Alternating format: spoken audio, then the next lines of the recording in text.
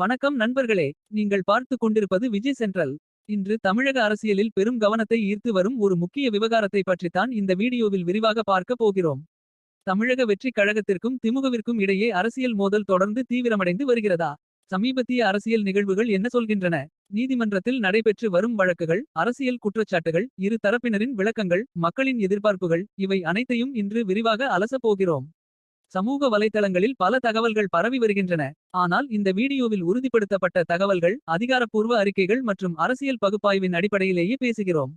இந்த விவகாரம் தமிழக அரசியலில் என்ன தாக்கத்தை ஏற்படுத்தும்? அடுத்த கட்டமாக என்ன நடக்கலாம்? அரசியல் பார்வையாளர்கள் என்ன எதிர்பார்க்கிறார்கள்? இந்த கேள்விகளுக்கான பதில்களை இந்த வீடியோவில் விரிவாக பார்க்கலாம்.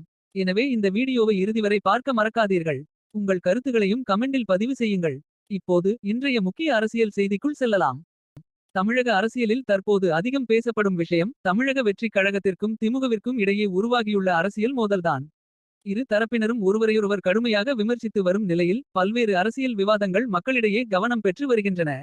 சமீபத்திய சில விவகாரங்கள் நீதிமன்றம் வரை சென்றுள்ளன.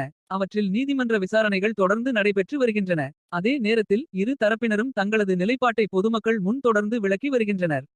இந்த சூழ்நிலையில் மக்களின் மனநிலை என்ன?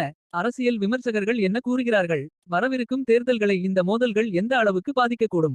தமிழக வெற்றிக் கழகத்தின் அடுத்த அரசியல் நகர்வு என்னவாக இருக்கும்? திமுக இதற்கு என்ன பதிலளிக்கிறது? இந்த கேள்விகள் அனைத்தும் தற்போது அரசியல் வட்டாரத்தில் முக்கிய விவாதங்களாக மாறியுள்ளன. இந்த வீடியோவில் ஒவ்வொரு அம்சத்தையும் தனித்தனியாக பார்த்து, கிடைக்கக்கூடிய உறுதிப்படுத்தப்பட்ட தகவல்கள் மற்றும் பல்வேறு தரப்புகளின் கருத்துக்களை அடிப்படையாக கொண்டு விரிவாக அலசப் போகிறோம். ஆகவே வீடியோவை இறுதிவரை பாருங்கள். இறுதியில் உங்கள் கருத்தையும் கமெண்டில் பதிவு செய்ய மறக்காதீர்கள்.